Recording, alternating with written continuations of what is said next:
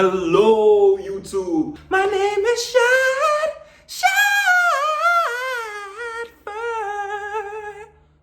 Shadfur. And today we are gonna be talking about how to become a confident performer. Now, I've been performing basically all my life. I always knew this was what I wanted to do. So I've been hitting the stage since I was very young. My first real recorded performance was around 9, and I'll give you guys a little sneak look.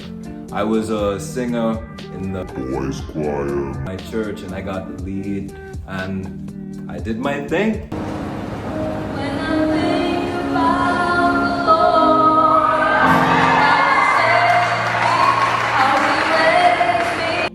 So, yeah, if you saw that, it's pretty cringy for me, but it was a pivotal moment because people loved it, and as far as I'm concerned, my vocal performance wasn't perfect or anything. My stage presence wasn't perfect, but I was confident enough to do what I was supposed to.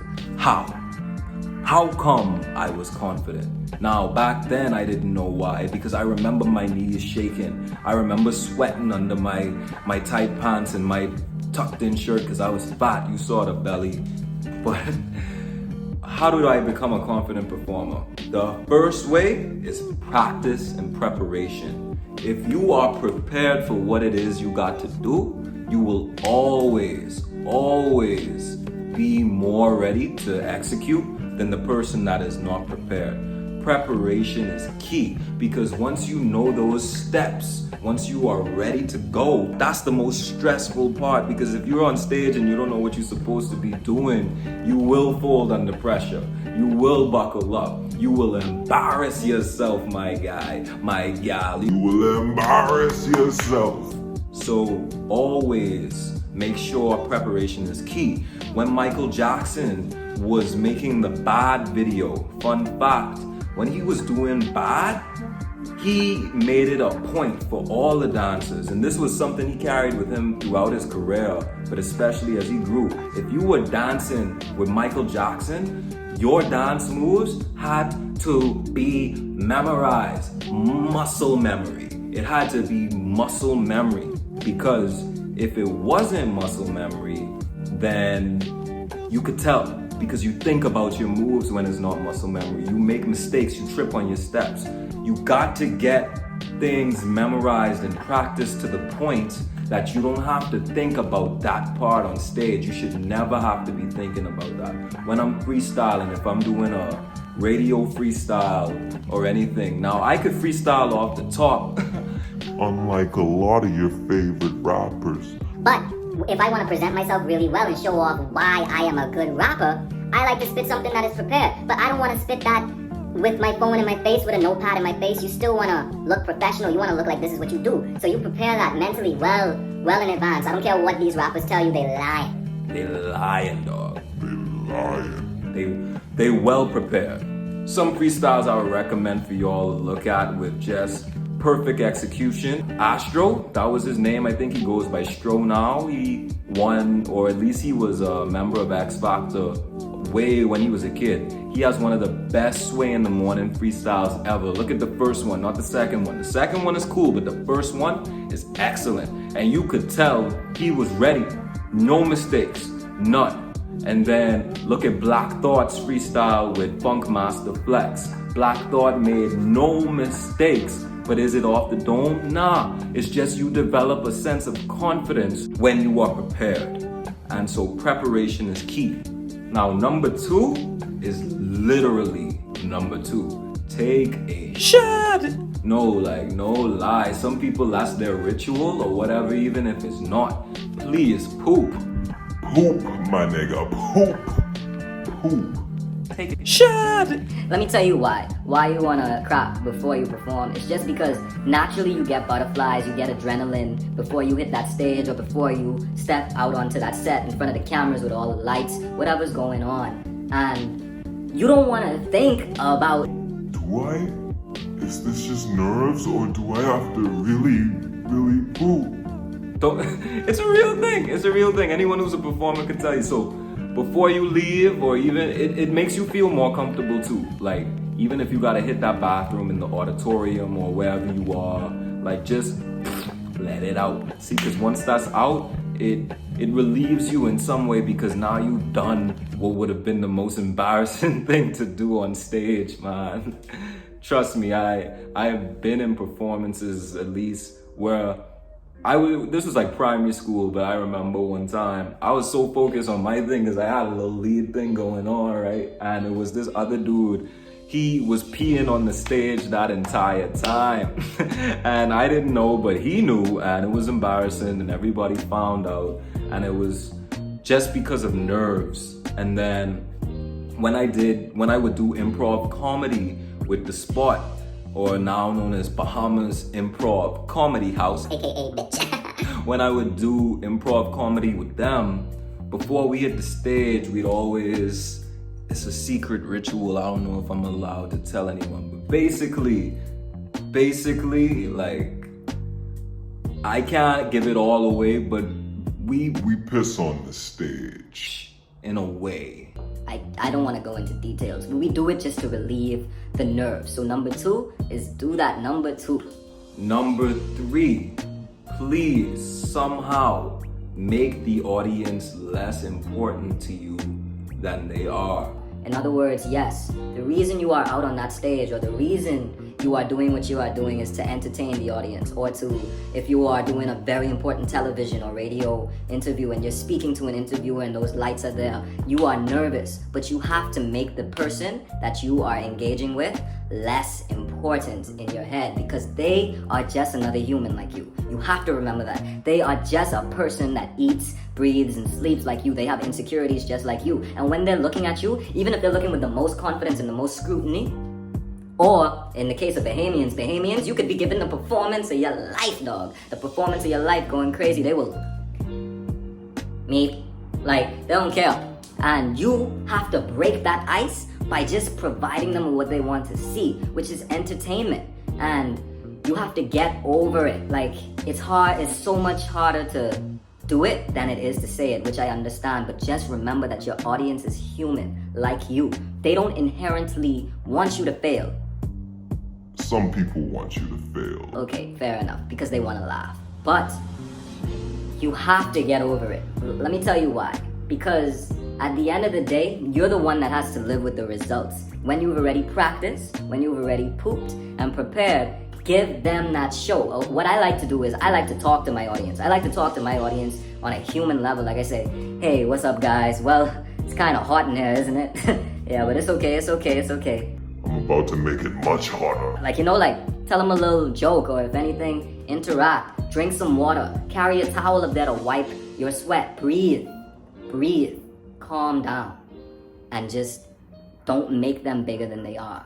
Like, that audience is just there, whether they are there in real life or watching through a screen. They just want to get something of value, and that's why you're up there to give it to them. Give it to them. It's a blessing, man. You're giving something to them. You don't have to take anything from them other than their applause or their criticism or whatever at the end when it's over. But while you're up there and it's your moment, own that moment. That moment is yours and you deserved it and you prepared for it. Do not give some random person Who is not courageous enough to even step up in front of everyone like you're doing.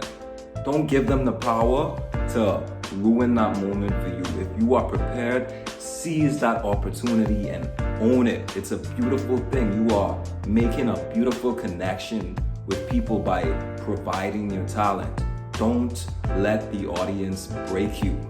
But like I said, that doesn't mean you have to imagine them naked or anything unrealistic like that. It just means that you have to remember that they are a group of humans. This is what I do. This is what helped me when I was much younger and just coming up as a performer. I had to remind myself, these people are just human. They are just people sitting in seats, observing, waiting to react to whatever I give them. I have that power. I have that control, and I need to really regard myself as the controller, the person who is controlling the moments in which they will react to, because they are just humans. They will not laugh at my embarrassment if I give them nothing to laugh at. They will laugh when I want them to laugh. And I do stand-up comedy as well, which I love to do. If I do stand-up comedy and they're just laughing for any other kind of reason, I laugh with them because they are my friends. You want the audience to be engaged with the audience as if they are just regular people that you're talking to, man. Even though you're on a stage, you're not above them, they're not below you, and vice versa. It's still not true. You guys are on a level playing field. The only difference is you are giving them something of value. They are receiving it, and because entertainers are kind of egotistical sometimes, the thing they give back once they've received that valuable offering from you is applause. It's them purchasing your album, it's them commenting and sharing and telling the world about your greatness, but you hold the power. Do not let another human break you just because they're a human in your presence, watching you do something that you signed up for. If you are prepared, you got this, but you got to tell yourself you got this. That brings us to step number 4. Stop mentally psyching yourself out. Stop telling yourself in your head, Oh no, I'm gonna fail. This is gonna go terribly wrong. I'm gonna go up on that stage, and then the guy's gonna tell me break a leg, but then I'm gonna overthink breaking a leg, and then I'm gonna actually sprain my ankle. And because I sprain my ankle, I'm gonna trip on the sprained ankle and then break my leg when I fall off the stage. Everyone's gonna laugh. like, nah, none of that's gonna happen. You have to think confidently. Thoughts become things. Thoughts become words. Words become actions, and these manifest whatever is gonna be your reality. You have to think confidently. These days when I go on stage, I always think, oh man, this is nothing. This is in the bag. I'm gonna kill this. I've done this before, and the best thing to think is even if I don't kill this, even if it's not my best performance, so what? That's not gonna break me. That's not gonna stop me from having my best performance in the future. It's not gonna make me less valuable as a human being. I just made a mistake. All humans make mistakes. But don't give that moment so much value to destroy you that it consumes your mind. If you are prepared and you trust yourself and you trust your talent, you can approach that with confidence, and you deserve to. So in your mind you think, I could do this. I know the steps. I've been over this. I got this. I know I got this. I look good. I'm dressed right. I know I got this. This is what I am born to do. tell yourself that until you believe it and mean it. You have to mean it. Don't lie to yourself. Mean it. And the way you don't lie to yourself is when you are prepared. And you poop. but yeah, don't psych yourself out with your own thoughts. Number 5. Slow things down. Breathe. Breathing makes a huge difference. Most of our anxiety stems from lack of proper breathing, actually. We become anxious and angry and lose emotional control, and that directly corresponds with a lack of control over the breath. When you find control over your breathing again, you tend to calm down. So when you're on stage, get some water with you if you're gonna be performing for a while, or if you're doing an interview or anything like that, get some water. Sip when you need it. Don't feel nervous about that. Breathe. Don't just fill in dead space with unnecessary words if it's not necessary. Just breathe and relax. Please breathe. Slow things down, especially if things are going bad. Me, sometimes I have the confidence to just, if I kick a performance off wrong, like if it starts off wrong, I don't care what's going on. I don't care what the rules are, at least if it's the beginning. If we're already in the middle or the end, I'll live with whatever mistake there is. But if it's the beginning, I'm telling the piano man, I'm telling the DJ, I'm telling the host, I'm telling the interviewer, I am telling them, hey, let's start this over so I can do this right.